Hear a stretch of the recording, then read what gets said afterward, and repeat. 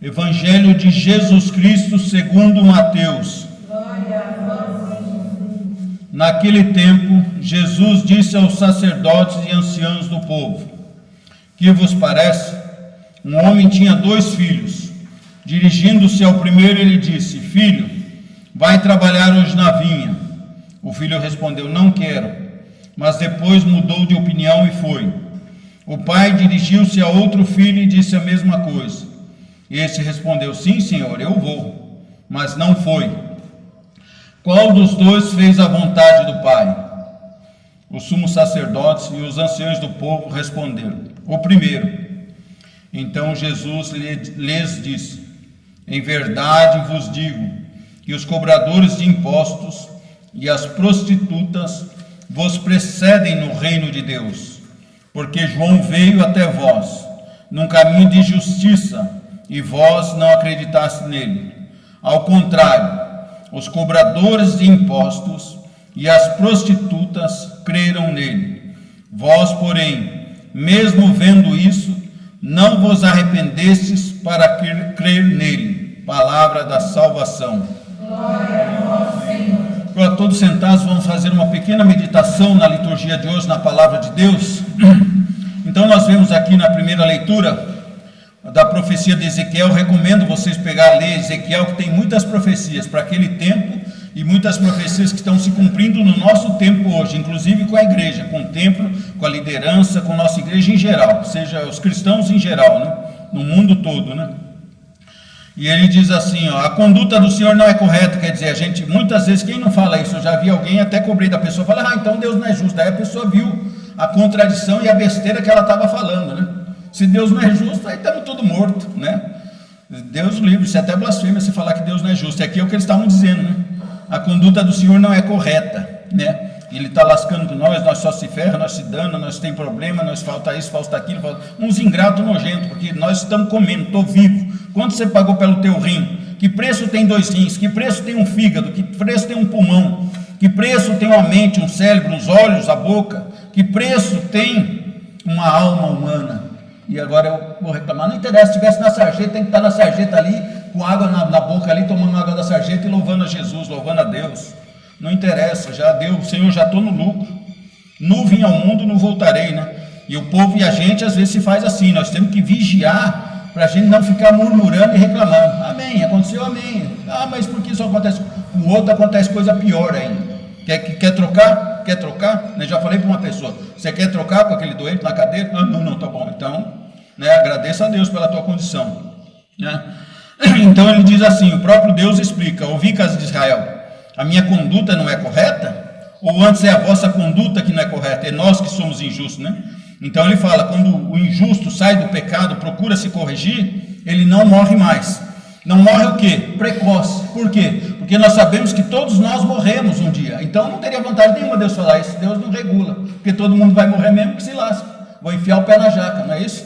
Vou deitar e rolar, fazer o que o corpo quer, o que é carne, as emoções que nós devemos controlar. O Senhor Jesus falou uma vez para um monge, que o monge ficava falando: Jesus, mas o diabo, Jesus de madrugada ele rezando, Deus deu uma bronca nele. Jesus falou: o diabo meu amigo, eu vou te mostrar quem são os 3 inimigos da tua alma. Você tem 3 inimigos da tua alma. O primeiro e maior inimigo da tua alma é a tua carne, as tuas emoções, os teus sentimentos de querer tudo para si, o seu egoísmo, o seu quer tudo quanto é conforto para a barriga, para o estômago, encher a pança. É isso que é o primeiro inimigo seu.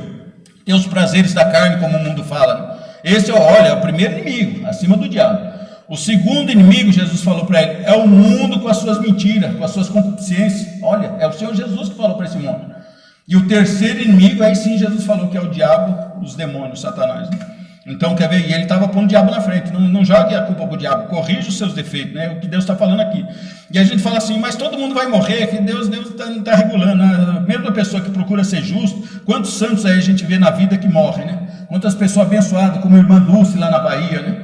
Que foi pedir dinheiro uma vez para um político nojento, falou assim: não, eu preciso de dinheiro para os meus crianças, né? Para os doentes, para os enfermos. Esticou a mão, o homem cuspiu nela, o político. Aí ela pegou, tirou a mão e falou: bom, essa aqui é para mim, agora você dá para os meus filhos, para os meus doentes. E acabou sendo ajudado. Hoje tem uma obra gigante lá na Bahia com os pobres, com os doentes. Vocês estão vendo? Ela podia me lembrar: ai, Deus, fazer um monte de coisinha, ficar com raiva, com ódio. Não, recolheu. Esse é para mim. Agora, o outro você ajuda as pessoas lá do lugar que eu estou acolhendo os doentes. Se vocês verem a história, ler a história da irmã Dulce, vocês vão ver que maravilha. Então que a gente procure ver esse povo e morreu. Aí você fala assim, então Deus está falando isso aqui, não regula, mano. Deus está falando aqui, tudo bem, num momento de uma morte precoce, uma desgraceira. Mas Deus está falando aqui principalmente porque Deus Pai, ele vê numa visão maior, universal. Ele está falando da morte eterna, e para os quintos infernos, para as trevas exteriores, onde há choro e ranger de dente, como Jesus falou várias vezes. Então é disso que Deus Pai está falando aqui, né? Mas se arrepender, vai ser salvo, né?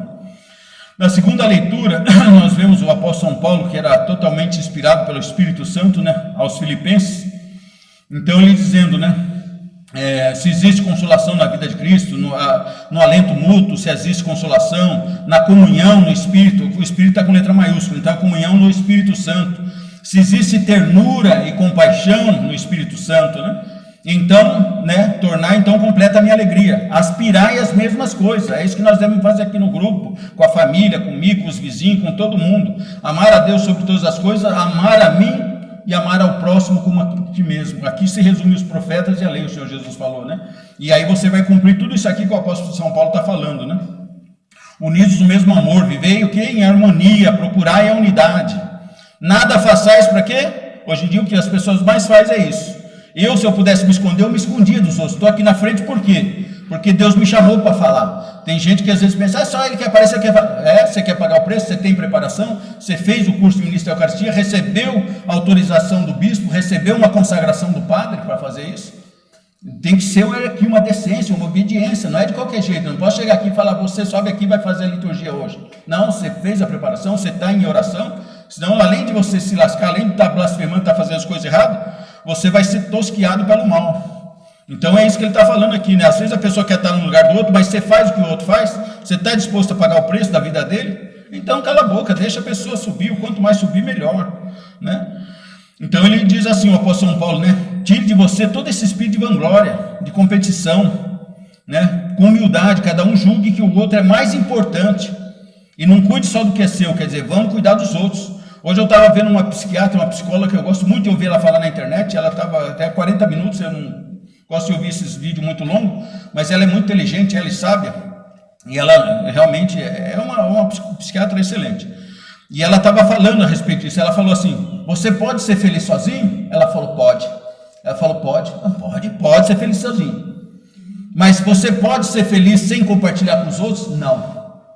Você pode ser feliz sozinho, mas você tem que estar compartilhando, convivendo junto com os outros. Aí ela falou assim, é interessante, eu vou até ouvir de novo aquilo lá para me tirar o que é de bom para mim daquilo que ela fala, é muito inteligente ela. E eu gostei de ver, e é o que ele está dizendo aqui, né? Então nós vamos ser felizes quando nós compartilharmos com os outros, quando nós vivemos juntos, fazermos as coisas junto com os outros. Mas ela falou, mesmo que você esteja sozinho, morando sozinho, mas você pode ser feliz, desde que você compartilhe com os outros, que vocês tenham comunhão com os outros na vida, na família, nos vizinhos, faça o bem. Ela falou isso, e ela falou mais, falou, eu não estou falando aqui para vocês de religião, ela estava falando no podcast. Ela falou, no cérebro humano, e isso é provado cientificamente, eles fazendo aqueles testes para fazer leitura onde aciona mais, quando você faz oração, está fazendo as coisas para Deus, diz que tem um lugar aqui que só quando você está com fé, que ele dá aquelas faíscas iluminadas, de sinapse, quando você está com fé, quando você está orando, quando você está cantando para Deus, né, louvando espiritualmente. Ela falou que só ali que, uma coisa científica, provado, né? Então é isso que o apóstolo São Paulo vem fazer para nós, e vamos procurar pôr em prática. Nós temos que decidir, gente, eu sei que é difícil. Demorou para mim tomar essa decisão que eu tomei agora, que eu estou cada vez mais firmado em Deus. Na minha oração eu tenho pedido assim, Senhor Jesus, que eu e a Rose cheguem num ponto que não tem mais retorno para nós, para o mundo, para Satanás e para as coisas ruins. Que nós possamos daqui para frente se firmar e crescer cada vez mais espiritualmente até nós virar santo e depois chegar no céu com alegria. Fazer o bem aos outros, fazer os outros ir para o céu junto e depois nós dois entrar na glória, né? Iluminados, ser abraçados por Jesus. Ele fala, vinde bendito meu Pai, eu estava esperando vocês. Já pensou que maravilha? Ou você quer chegar lá e dar de cara com Jesus e você vê toda a sujeirada, a porcariada que você fez, a rejeição a Deus, e Jesus fala assim, afastai-vos de mim, malditos para o fogo eterno. Que horrível, né? Que horrível. Então a gente que decide, não é Deus. Jesus sofre quando uma pessoa vai para o inferno, porque não é nem Deus que joga, a pessoa se atira no inferno. Então nós vemos aqui ele falando sobre Jesus, a humildade do Senhor Jesus. Jesus é Deus, é a palavra, o verbo de Deus encarnado. Ele falou: eu e o Pai somos um, é Pai, Filho e Espírito Santo, um só Deus em 3 pessoas. O Senhor Jesus, sendo Deus, para ele se tornar um ser humano, já foi uma miséria, uma desgraça muito grande, um rebaixamento muito grande para ser ser humano, e depois um ser humano pobre, sofredor, obediente, e ainda ser ultrajado, cuspido no rosto, escarrado, espancado, moído, pregado na cruz como um bandido, um ladrão, um vagabundo, porque pagou o preço dos nossos pecados e dos bandidos, vagabundos e de todo mundo.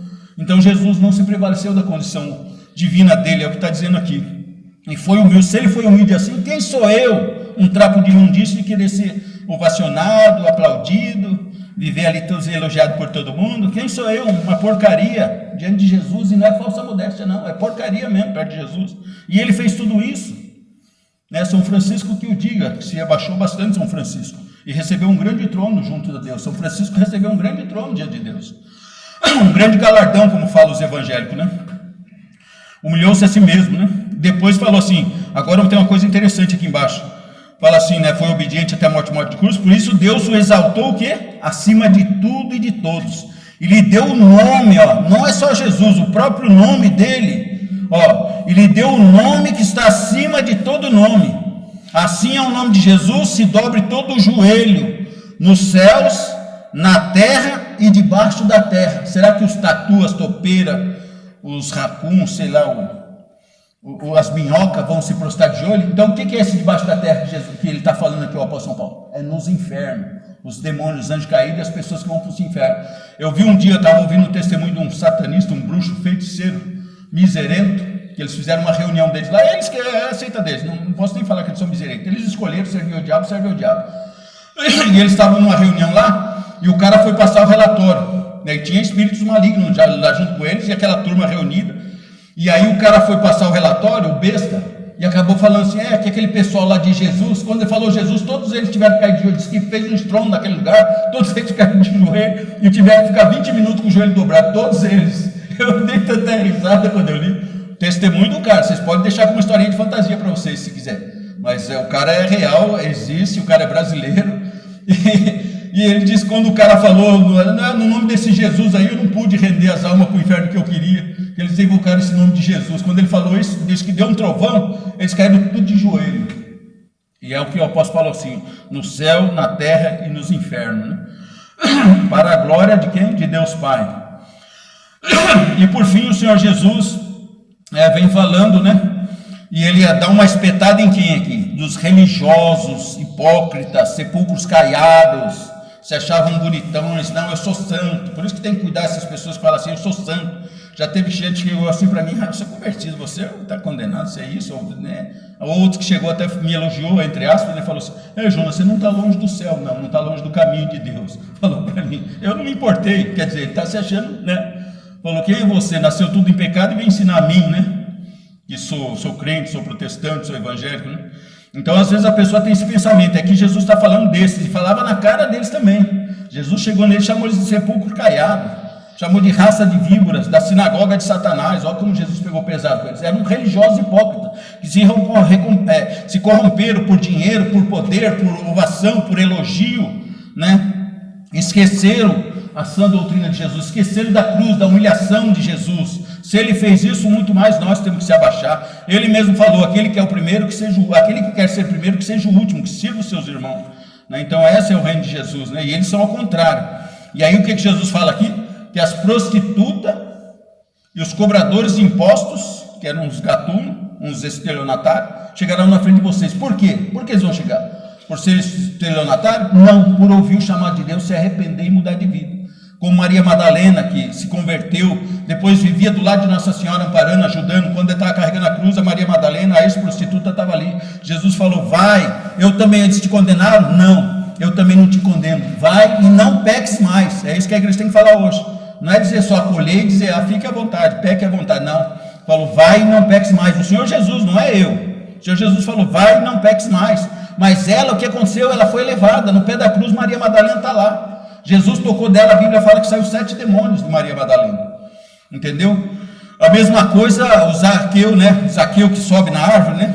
que era baixinho, que era cobrador de impostos. Jesus foi jantar na casa dele porque ele se arrependeu. Ele falou: vou dar metade dos meus bens, vou pagar quem eu roubei e acabou. Então, gente, que isso aí sirva muito para a gente refletir, que nós possamos refletir e decidir. Porque se nós não decidir, é uma besteira nós ficar vindo na igreja para perder tempo. Nós temos que decidir nossa vida. Se eu estou aqui hoje é porque eu acredito no que eu faço. Senão eu não estaria aqui de jeito nenhum. Eu estava em casa deitado, com o sofá com as pernas para cima, né? Amém? Louvado seja nosso Senhor Jesus Cristo. Todos juntos façamos a nossa profissão de fé. Creio em Deus Pai Todo-Poderoso, Criador dos céus e da terra, e em Jesus